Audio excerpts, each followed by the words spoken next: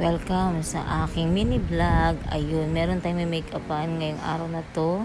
Grabe, motor-motor lang muna kasi wala pa tayong service. Tapos ayan, papunta na ako sa aking client. Ang dami kong dala, grabe. Nasa terminal na ako nito ng jeep. Sasakay na ako yan, papunta ng Baclaran.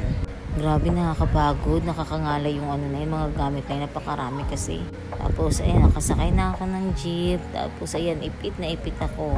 Siguro yung bag, mga 6 na kilo. Tapos yung parang attache case, parang mga nasa 3 kilo kalahati. Or mga 4. Tapos yung ring light ko, kasi may mga laman pa yan dyan sa loob. Parang nasa 6 na kilo rin. Grabe, nakakapagod talaga. Pero syempre, kakayanin natin yan. Talagang ngawit na ngawit dyan yung 2 balikat ko.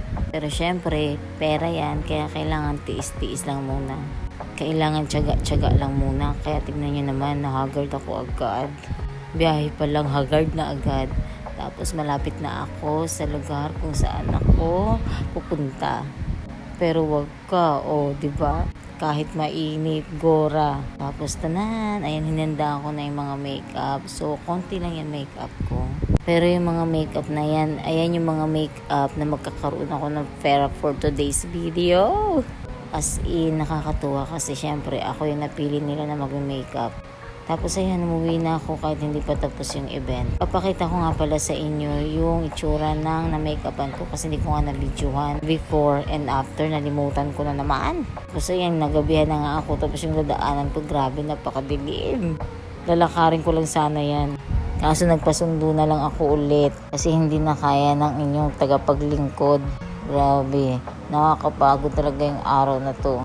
Ito yung araw talaga na pagod ako. Pero okay lang mapagod. Ayan ang aking make-upan. Happy 18th birthday, Noveline. Ayan na siya. Nagmukha daw siyang Koreana. Sige na nga, Koreana ka na.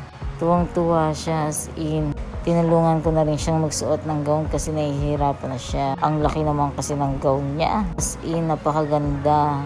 Tapos tuwang-tuwa siya niyan, masayang-masaya siya. Sobrang dami yung bisita, grabe. Simple lang naman yung event, simple lang rin yung okasyon, simple lang rin ang handaan. Pero napakarami yung bisita. Ayan siya, mukha na siyang princess. Napakagandang bata kahit walang makeup. Tapos ngayon, tingnan niyo naman yung na-makeup siya, talagang grabe. Simple lang yung pagka-makeup ko sa kanya, pero tingnan niya naman, diba? Lutang na lutang pa rin yung kagandahan niya.